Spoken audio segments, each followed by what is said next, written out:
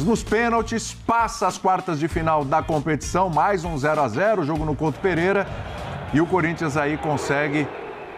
Eu ouvi corintiano dizendo o seguinte, caramba, mas agora vai continuar em 3 competições e não tem time para isso? Mas, pô, eu nunca vi isso, Pedro. É melhor passar, avançar, colocar um dinheirinho no bolso, seguir na competição, com chance até de, quem sabe, ser semifinalista, do que ficar pelo caminho, Pedro. Nunca vi ser bom perder e ser eliminado. Tá tudo muito mudado, nesse mundo anda muito diferente, moderno, descolado. Mas eu ainda vejo futebol onde é melhor perder, é melhor ganhar do que não é? melhor ganhar. Eu também acho. Perder. Eu também acho. É dinheiro no bolso, é confiança. O Corinthians, ainda que os jogadores possam ser diferentes para uma rodada de final de semana, o Corinthians, ele tem um ambiente diferente para um jogo de fim de semana de Campeonato Brasileiro, que é onde a luta é muito mais complicada, onde a luta não pode ser perdida de jeito nenhum. Para que você vai negociar com risco? Esse papo de que, não, mas se perder não tem problema, quase sempre quem falou é torcedor e adversário. Pode botar isso aí. Então tem aquele 0,3% ali que tem teorias mirabolantes da bola. Agora, uma partida digna, boas respostas de nomes que não vinham sendo utilizados, uma classificação nos pênaltis, uma moral elevada para um cara que está sendo fundamental, que é o goleiro, que é o Hugo. Pegou pênalti. Eu queria saber onde é que está o problema nisso aí. Pois não é. Tem problema nenhum. Você olha para a maneira como o Corinthians teve que entrar em campo, com tantos problemas, porque aí não é uma decisão de poupar, então é muita questão, é lesão para cá, é lesão para lá, é jogador que parecia que engrenar, então não vai jogar. O Corinthians entra quase que desfigurado para enfrentar um Grêmio fora de casa, num cenário onde não era favorito, e que você poderia não ter um desempenho bom, voltar de lá com a sua moral absolutamente abalada. Então, a classificação não tem nenhum ponto negativo, por favor, que a gente não entre nesse papo. E é muito interessante, como o Calçade brincava aqui, a gente lembrava antes do programa, aos trancos e barrancos, daqui a pouco vai espirrar, vai tropeçar, vai ser igual a Sul-Americana. Daqui a pouco tá ali na semifinal. Olha. Então, para um clube do tamanho do Corinthians, em que tudo se desenha muito trágico, muito complicado para esse ano, é melhor avançar e pelo menos sonhar com alguma coisa do que voltar de lá com mais um problema. Vou falar uma coisa para você, Calçade. Estamos no mês de agosto e eu vou te falar que é a primeira... Boa notícia. A primeira notícia boa para o Corinthians esse ano foi essa classificação diante do Grêmio. Você tem razão nisso. Boa noite. Assim, a vitória tem muitos fatores, né?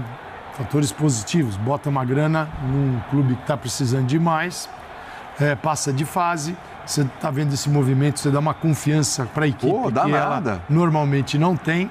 Um time que em agosto está sendo construído, fala dizer assim, é um time que em agosto espera atacantes, tanto que ele começou a contratar a partir do gol, porque foi o primeiro goleiro, e aquele que seria o futuro. Foi o presente e o futuro embora, né? Foram os dois, o Cássio e o Carlos Miguel. Aí ele encontra o Hugo.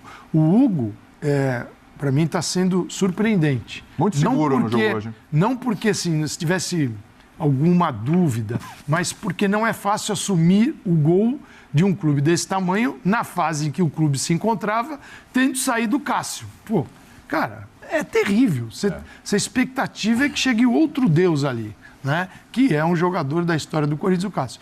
E ele está mandando muito bem. Esse é o primeiro ponto. Aí o Corinthians contrata na defesa, contrata no meio de campo e precisa de contratações no ataque.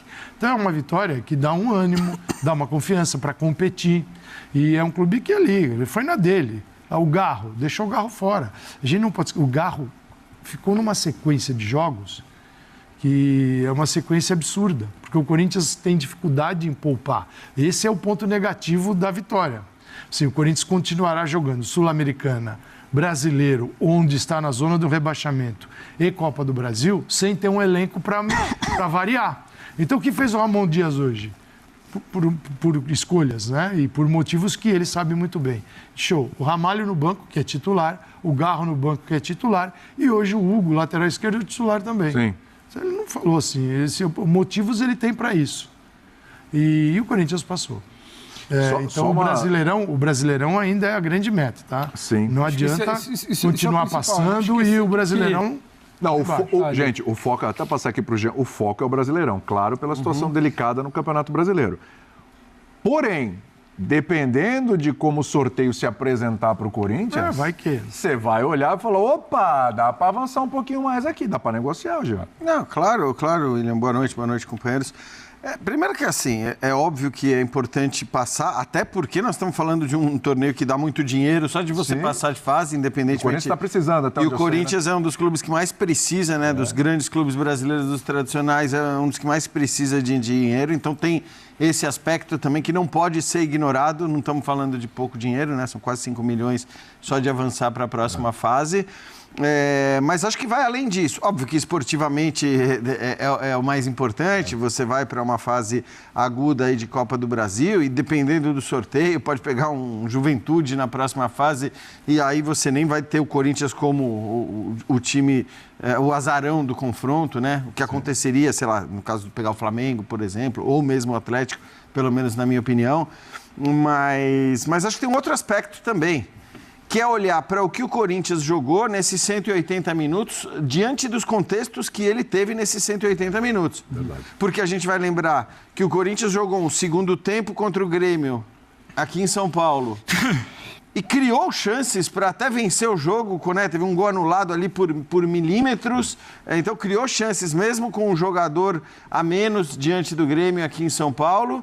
E hoje, de novo, o contexto bastante diferente, né? Um Grêmio que poupou no fim de semana para entrar com os seus principais jogadores frescos ali para fazer uma boa atuação e para conseguir a vaga, e um Corinthians sem 7 jogadores. Então, assim, um time completamente esfacelado, ou por opção, ou por ausência mesmo, por desfalque, e foi um jogo completamente parelho, né? Foi um jogo com chances dos dois lados, a gente está vendo aí, a gente vai ver defesas dos dois goleiros durante o jogo, e achei que foi um bom jogo também, achei que foi um jogo legal de assistir, né? Apesar do 0-0, não foi uma partida em que nada aconteceu, não foi uma partida em que ninguém buscou o gol, pelo contrário, acho que as duas equipes, com limitações diferentes, por motivos diferentes, buscaram o gol e tentaram vencer nos 90 minutos, isso não aconteceu, e aí nos pênaltis o Corinthians foi mais competente, não, foi muito competente, né? Muito, cobranças excelentes. Cara, a gente estava aqui discutindo, né, cada cobrança do Corinthians e com uma tranquilidade, né, para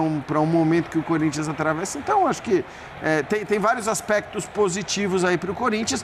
E para o Grêmio, né, só lembrar, o confronto de Libertadores agora entre Grêmio e Fluminense vai ser um confronto entre eliminados na Copa do Brasil em má situação no Campeonato Brasileiro. Exatamente. Ou seja, a Libertadores passa a ter um peso muito grande para esses dois também. É verdade.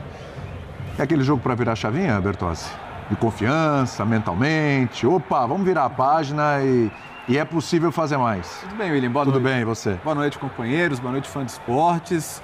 Pô, não sei se eu tô muito rabugento. Eu gostei menos do jogo que o Jean. Isso eu já sabia, porque eu ouvi seus comentários na redação. Eu achei que o jogo teve momentos, assim, esporádicos. Concordo na parte do equilíbrio. Mas, por exemplo, acho que a primeira grande chance do Corinthians foi aquele chute do Kaká de fora da área ali. A gente estava com boa parte do segundo tempo percorrido. Mas eu acho compreensível também porque a maneira que os dois técnicos armaram o time, ninguém pareceu querer arriscar muito também com bola, se expor demais. Os times espelhados ali, pelo menos nas suas linhas de meio campo e defesa. A maneira de atacar um pouco diferente, né? O Grêmio com os dois pontas ali, o Corinthians com o Coronado como seu meia mais avançado, né? O Pedro Henrique e o Romero um pouquinho mais à frente. Mas, enfim, acho que o Corinthians, de fato, não merecia perder o jogo, porque não concedeu tantas chances claras ao Grêmio, assim também durante os 90 minutos. E considerando que o Corinthians tinha mais problemas, né, para a montagem do time e algumas escolhas do Ramon Dias que sejam completamente compreensíveis também pelo momento, acho que mereceu ir para os pênaltis, e aí nos pênaltis existe, pênalti não é acaso, pênalti é mentalidade, é competência, é capacidade de cobrar melhor. E, assim, as cobranças do Grêmio, especialmente as duas que foram para fora. Nossa, né? Do Edenilson muito foi ruins. assustador. A do Edenilson não passou nem perto de entrar, então mais mérito. O que mais irrita é que o Edenilson bate e ele olha para a marca, né, do pênalti. E ano passado... Você não faz isso. Você não perde pênalti. Ano passado, na eliminação do Atlético para o Corinthians, nessa mesma fase, ele também errou. Né? Pois é. Uma coincidência. Mas, de fato, não existe classificação ruim, né? Não existe. A classificação da moral, da confiança. Se de repente o Corinthians tem uma sequência de 2, 3 bons resultados no Brasileiros e tira a cabeça para fora da linha de afogamento, ele tá ali numa Copa do Brasil, tá ali numa Sul-Americana. Pô, se você termina o ano salvo no Brasileiro e com um título de Copa, Ele não é o principal favorito para nenhuma das duas Copas hoje, tá? Pelo que está jogando e pelo time que tem. Mas vai que, né? A Copa te permite É mata-mata. ir avançando, é mata-mata. E até por isso, só assim, eu vou elogiar a atitude do Ramon Dias, porque... De poupar? De poupar. Porque eu acho que assim, cara, a gente precisa começar a olhar os campeonatos com a grandeza que esses campeonatos têm. Esse negócio E aí o peso que teria um rebaixamento para o Corinthians no Campeonato Brasileiro diante do peso que teria um título da Copa do Brasil. Então, beleza, ele escalou um time que ele julgava capaz de se classificar e, de fato, esse time se classificou. E acho que essa classificação para ele também ajuda demais, porque talvez viessem algumas pancadas pela escolha de poupar jogadores numa Copa do Brasil, numa fase aguda. Então, talvez ele fosse apanhar, mas eu acho compreensível. E eu acho que talvez isso devesse acontecer mais no futebol brasileiro. A gente entende que, como todo mundo está quebrado, como todo mundo deve dinheiro e tal, esse olhar para a Copa do Brasil, às vezes, tem muito a ver com a grana que você embolsa, né? E com a lógica de que, mas aqui eu não recupero, se eu poupar, eu não recupero. Mas aí você tem que olhar para a sua situação no Campeonato Brasileiro, né? Se você está brigando por um título de maneira ferrenha, com um adversário ou dois... Às vezes eu acho, cara, faz sentido, cara. Não vou poupar no Brasileiro e vou com a força máxima no Brasileiro. E se precisar poupar um outro, poupa na Copa do Brasil. No caso do Corinthians, acho que é compreensível pelo que eu falei. Acho que o peso de um eventual, e acho até que pouco provável rebaixamento do Corinthians no Brasileiro, seria muito maior do que o peso de um título da Copa do Brasil. Então acertou o Ramon Dias, e não é que ele acertou porque ele se classificou. Ele acertou porque ele soube olhar para a hierarquia dos campeonatos no futebol brasileiro. E a gente fala em poupar às vezes é uma palavra estranha, porque parece uma frescura, o cara tá... não estourar, talvez caiba melhor. É exatamente isso, acho que é não arrebentar, não perder o jogador. E ele vem numa sequência que a maioria a equipe, ela está exposta a uma sequência que é uma sequência que moe o time, né? Esse mês está difícil para todo mundo. Se a gente debate até às vezes, em alguns momentos o que é poupar no caso do Flamengo, o que é poupar no caso do Palmeiras, você imagina no caso do Corinthians, né? Então é um outro nível, é uma equipe que não tem assim tantos jogadores. Aí você vai para a escalação e você percebe que ele buscou um time capaz de correr. Que ele tinha. Kaká, Gustavo Henrique, Félix Torres. O Ramalho jogou, desde que chegou, jogou. Félix Torres teve uns 2 bancos. Gustavo Henrique também estava fora. O Kaká, quando ele jogou com linha de 4, ele manteve o Ramalho mais um. Então, é o seguinte, os zagueiros estavam com essa capacidade de competir. Mateuzinho e Bidu. Bidu normalmente não joga o Hugo. Então, ele tinha um jogador ali com essa capacidade. O Rian, mesma situação, embora tenha entrado mais frequentemente na equipe a partir do Ramon Dias, não vem com o histórico dos demais. O Charles chegou agora, tem ficado no banco também. Aí o Coronado, o Garro no banco, o Coronado é aquele entre os dois que menos joga. Com o Romero e Pedro Henrique. O Pedro Henrique também não é normal entrar como titular na equipe. Não. Então, você vê que ele tinha um time capaz de correr. Talvez pode ter sido uma escolha nesse sentido. Eu preciso de gente para competir, correr e marcar. O Grêmio, para mim, era o favorito. Pela vantagem, pelo time que ainda é um time melhor. E pelo Corinthians ter aquilo que elevou, não é que elevou o Corinthians, mudou o tamanho do Corinthians na temporada, mas a partir do momento que ele tem Ranieri e o Alex Santana no meio de campo, ele tem um meio de campo capaz de competir mais, de recuperar mais bolas e não deixar a bronca chegar tão facilmente na defesa. Porque quando tinha só o Ranieri sozinho, com o Garro e Bidon, o que acontecia? Era Ranieri para um lado para o outro e a bola chegando atrás. Quando ele perde o Ranieri e o Alex Santana, ele perde esse meio de campo, que é um meio de campo físico. Então ele vem com o Charles, que é óbvio, tem um jogador que tem essa... Ele é mais alto, ele pode, para um jogo, desempenhar esse jogo, mas tem Rian e Coronado. Rian e Coronado, o Rian luta muito, é um moleque que foi recuperado pelo Ramon Dias. Ele é sem emprestado. Você veja, o futebol ele é maluco, porque ele poderia estar no Novo Horizontino nesse momento, que o queria, se tivesse o Antônio Oliveira, eu entendia que não era para escalar. Aí o Ramon Dias falou, não, eu entendo que ele é para jogar. E ele não tem jogado mal, mas é um meio de campo diferente. Então o Grêmio tinha uma possibilidade ampliada de passar. Então, aí torna a vitória ainda maior. E aí aumenta as explicações do Renato. O Renato vai ter que dar muita explicação aí. Mas o Corinthians levou o jogo desse jeito, o Grêmio não foi brilhante. Né? E uma coisa que você falou da explicação do Renato que eu acho que é importante. O Corinthians não passa simplesmente pelo pênalti isolado, pelo pênalti do Edenilson ou pela defesa do Hugo. No primeiro jogo, quando o Grêmio teve que jogar bola, uma dificuldade. Sim. Homem a mais, toma a bola e o Corinthians espera. Não conseguiu, sofreu. Curiosamente, começou aquele papo que o Corinthians está jogando melhor com homens a menos do que homens a mais. Exato. Então, E foi, né? Quando o Grêmio precisou jogar bola, foi um desespero. E hoje que o Grêmio, todo mundo concordou, não é? Falar que o Grêmio era minimamente favorito hoje, ou menos ou mais, não era nenhuma, sabe? Não era nenhum desrespeito. O Corinthians tem toda uma situação envolvida em um contexto. O Grêmio também não conseguiu ser superior. Então, assim, nos dois momentos que era para o Grêmio ser superior, até ser algo natural, não estava se pedindo nada demais. O Grêmio não mereceu, o Grêmio não fez por onde. A parte gremista não existiu. A gente não pode também pintar uma coisa. Nossa, como é que pode? O Corinthians não fez nada de forma heróica nos pênaltis, não. O Corinthians conseguiu no segundo tempo do jogo em casa e o Corinthians conseguiu jogando fora. O Grêmio não mereceu em nada. Eu acho que esse ponto do Renato, sim, porque eu acho que algo precisa ser falado. O Grêmio teve dois cenários. É difícil você ter um cenário favorável desse tamanho em Itaquera e o cenário favorável do jogo da volta e o Grêmio não fez nada por onde. Sim.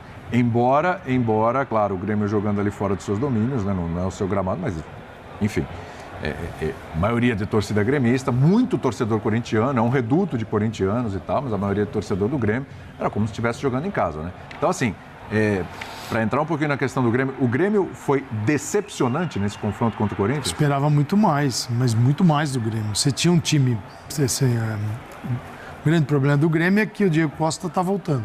Entrou hoje. Se o Diego Costa estivesse numa situação normal, seria um Grêmio muito mais forte, porque ele é adaptado a jogar com centroavante e um cara que encaixou muito bem ali naquela vaga deixada pelo Soares. Mas, mesmo assim, você também vai para o Corinthians e se você consegue encontrar vários motivos para ele ter problemas nesse jogo. O ataque é um ataque que não tem um poder de fogo assim... relevante, o meio de campo que ele perdeu, ele tinha muitas histórias que levavam para uma vantagem do Grêmio. E o Grêmio, diante disso, não jogou. E ainda, incrível, né? No momento de chegar nos pênaltis, o que se passou na cabeça dos jogadores do Grêmio, que isso aqui já é uma derrota, chegar nesse momento, porque a tranquilidade do Corinthians para cobrar os pênaltis foi um negócio assim que... Foi tranquilo. A obrigação estava do outro lado. Parece o seguinte, gente, essa obrigação é desses caras aí. Vamos fazer a nossa parte aqui, que tá, e a gente está vendo, eles conseguiram. Então, o Grêmio, em todos os momentos do jogo, ele ficou devendo, até chegar na cobrança dos pênaltis e falar, não pode ser. Né? Eu acho que três erros, né? 2 para fora e uma defesa... Fora, e o Neneca pegou. É óbvio que a gente assim, até falando um pouco sobre o que o Léo discordou no começo, a expectativa, eu acho que para um Corinthians e Grêmio hoje, não é a expectativa ou o jogo não tem o potencial que você tem com um Flamengo e Palmeiras, por exemplo. Claro. Okay. Não dá para... Estamos falando de... Não está nessa prateleira. Exatamente. Uma boa. Hoje são mundos diferentes. Era maior até para Botafogo e Bahia do que... É claro. Botafogo e Bahia, em termos de bola, bem maior, pelo que os dois vêm jogando, pelo que os dois vêm fazendo. Então, assim, é nesse contexto que eu achei que o jogo poderia ter sido até pior. Mas é óbvio que a gente esperava muito mais do Grêmio, né? Por tudo que a gente já falou, por todos os desfalques. Aí era por esperar muito pouco do Corinthians também. Não acho que nem era uma expectativa de que nosso Grêmio vai chegar, vai arrasar, vai dominar o jogo de ponta a ponta. Não era bem isso. É que você tinha do outro lado um adversário muito fragilizado, que já não está jogando bem quando tem todos os seus titulares, sem 7 jogadores, não era de se esperar muito.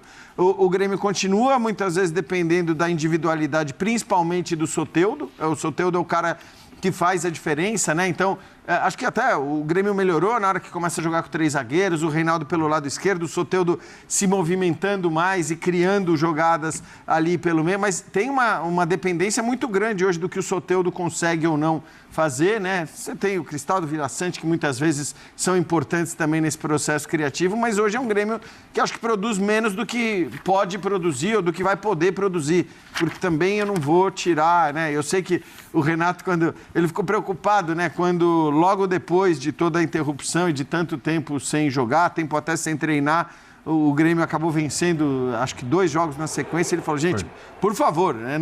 Ele ficou preocupado, falou...